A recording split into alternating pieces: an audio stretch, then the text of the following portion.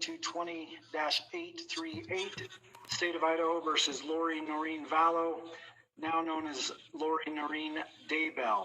The latest hearing in the Lori and Chad Daybell case could have been a virtual reunion for the newlyweds. For you, it's my understanding it is not your preference, or it's not your client's desire to appear in person today, and that she's waiving her right today to appear for this hearing.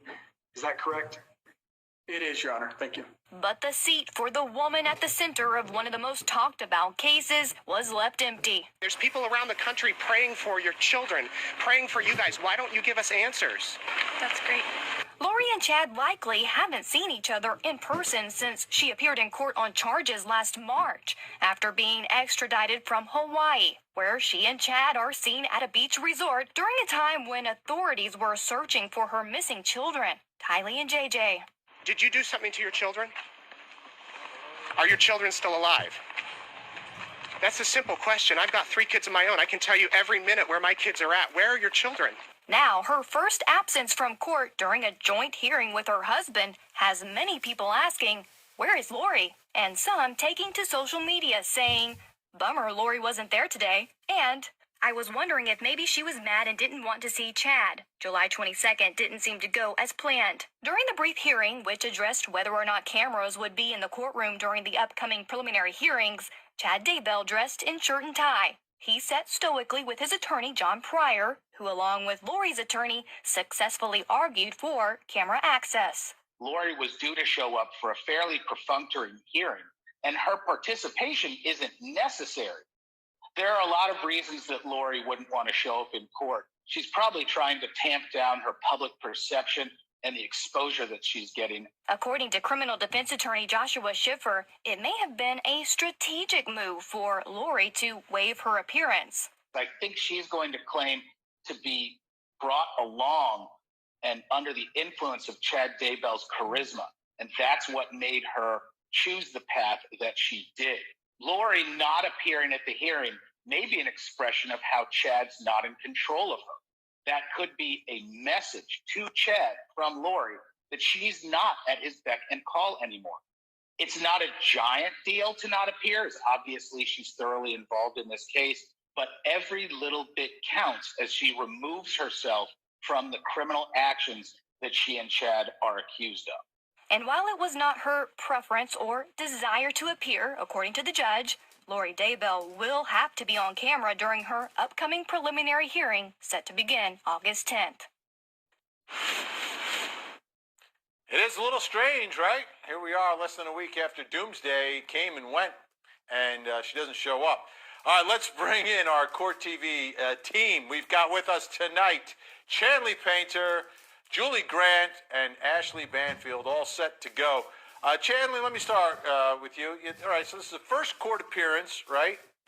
I guess she would be able to see the screen, so she'd get to see her husband. He would get to see her, yet she doesn't show up. And I'm wondering, is there any more official insight into why she did not show up?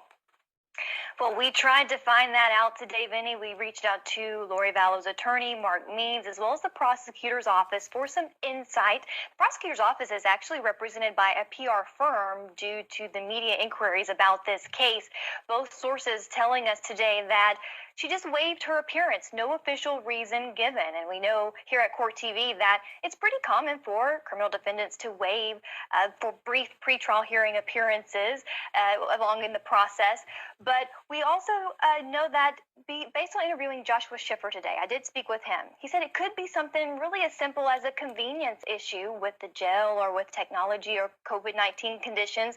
And in his experience, he went on to explain sort of how maybe an attorney and a client could disagree, and that caused her maybe not to want to appear. But he said it's more likely she just wanted to decrease her publicity, visibility in this case. We know, Vinny, that she's probably one of the most recognized criminal defendants out there right now, but her lack or her no-show really caused a buzz yesterday as to speculation and certain theories as to why maybe she didn't want to appear at a joint hearing with her husband.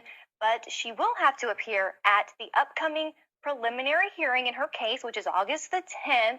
But it's important to also keep in mind that she could waive the preliminary hearing, especially considering that her husband, Chad Daybell's preliminary hearing is the week before, and the judge will hear pretty much the same evidence in that. So we also inquired about that to the prosecutor's office today, why the preliminary hearing wasn't joint like the hearing yesterday. And they simply told us that this is just the way the court scheduled the hearings.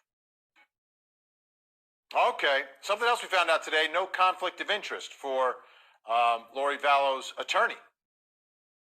That's right. That's a new development filed today, the judge's order, which was pretty straightforward because all the dealings about conflict of interest was sealed. I know that we told our viewers that a few weeks ago, but this stems from a June 30th hearing when Lori Vallow's case, her initial appearance right there for Fremont County charges, where the judge inquired of her attorney whether or not he represented anyone else in this matter, and he said no. Well, then the prosecutor spoke up and said, well, actually, Judge, I believe he did represent Chad Daybell at one time also. So the judge called for some briefings on the issue, and then he sealed the matter from public view. So all we have is this order today finding no conflict. It said that there were sealed hearings and arguments and documents submitted, but it also goes on to say that after exhaustive analysis, the court finds that any conflict of interest has been adequately waived for the current proceedings. This case can proceed forward with current counsel.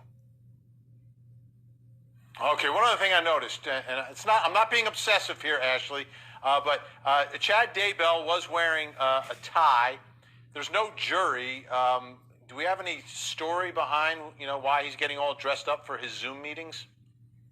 There's no jury, but look at us. We're watching, and we're kind of that jury before the jury, and a lot of attorneys get very upset about the fact that there's a lot of attention, jury pool poisoning. I think he wants to look as good as he can, knowing full well that this was being beamed out. But I do have a theory. I do have a theory about something regarding why maybe Lori didn't show up. Pretty mysterious, nobody really knows, but I think it might have something to do with the press. And I decided to print this out, Vinny, so that you could see it. Even the New York Post decided to go with this story, that the date Chad Daybell predicted as the end of the world comes and goes. I'm sure that was not lost on Lori. I'm sure that this reunion of sorts may not have been something she wanted, because she's now 2 children fewer, and it may have something to do with Chad Daybell. So the end of the world didn't come. She didn't get reunification, if that was the theory of the cult, that she'd be reunited with these children in some afterlife. And maybe she now feels as though the whole thing was a fraud and her life is ruined. Maybe that's why she didn't show. Julie, you think there's trouble in paradise for the newlyweds? I do, Vinny. I think she is mad at Chad, and I think that is the simple explanation for why she didn't show up. Because think about it legally. There's really no good reason why she wouldn't want to continue participating in her own defense and be present. She's also locked up, so why wouldn't she want that little break from freedom, a chance to talk with her attorney? Remember, these two are newlyweds. They went from lovebirds to now jailbirds. And we think she hasn't seen him since the two of them have been locked up in jail. So this would be a chance to take a look at her husband, the man she's so in love with. These two went through so much trouble to be together. I mean, think about it. There's speculation that we've got 2 dead spouses, perhaps because of them. It's under investigation. 2 dead children, perhaps because of them. Again, under investigation. These two went to a lot of time and trouble to have their relationship, but they couldn't go to the trouble of jumping on a Skype call to be in court and virtually see one another. I'm telling you, I think she's mad at Chad because, as Ashley said, doomsday has come and gone. She's now understanding it was a bunch of baloney, and I think she is furious, Vinny. That's my speculation on it. Chanley, do we think that may be why Chad was getting dressed up? Because, I'm going to see my wife, so I'm going to put on my lawyer's tie. I mean, it looks like his lawyer's tie, but he puts on the tie, gets dressed up, because maybe, I'm going to say, yeah, they were matching. It was like a twofer. But any indication as to why Chad is getting dressed up? Yeah, well, maybe they matched because in Idaho, it's for these pretrial hearings. We don't see a lot of defendants out in street clothes, right, for a pretrial hearing when there's not a jury present.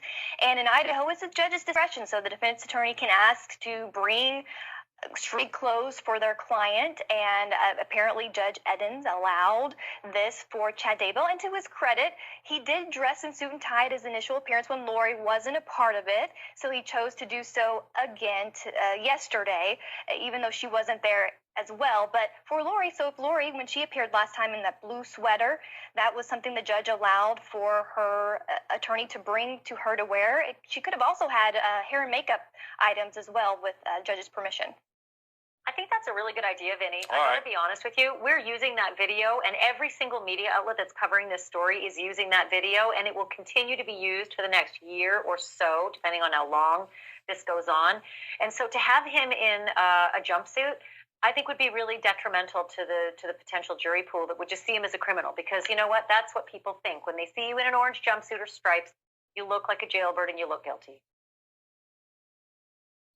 Yeah, Julie Grant, what do you expect at that preliminary hearing next week? Do you think we're going to get into the nitty-gritty of the details?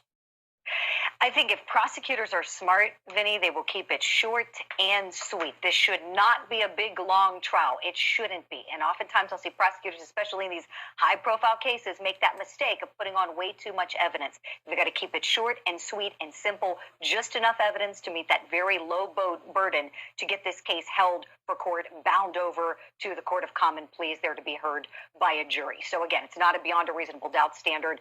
Prima facie, on its face, does it seem that a crime was committed? Is it more likely than not? Is it more likely than not that Mr. Daybell was the one who committed the crimes? That's really all they've got to do. So I expect mostly testimony